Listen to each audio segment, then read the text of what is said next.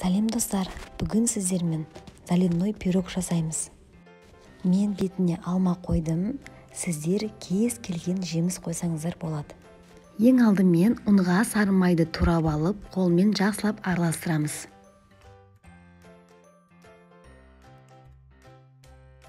Жарты шай қасық ас содасын және де шекерді қосып араластырамыз. Сосын бір жұмыртқа салып қамыр илейміз. Песочный тесто болады, 5-10 минут демалдырамыз қамырды.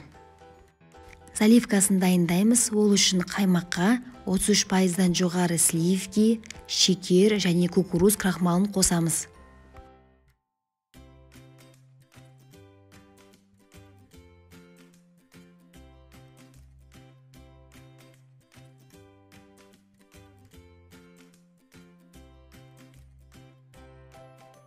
Барлығын жақсылап араластырамыз. Қамырды кішкене ұн сеуіп жайлап жаямыз.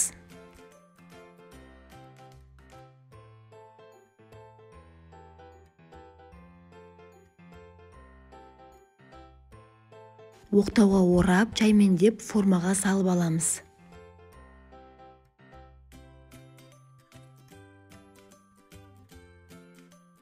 Жан жағын видеода көрсетілгендей етіп туралап шығамыз.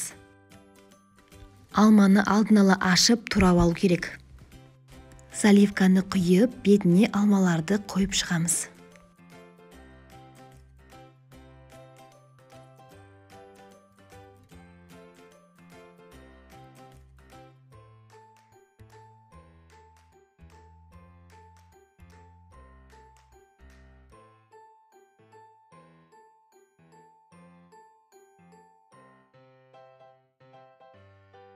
Қызып тұрған духовкада 180 градуста 25-30 минутта пісіріп аламыз.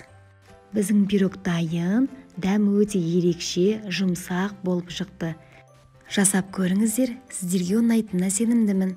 Назарларыңызға рахмет.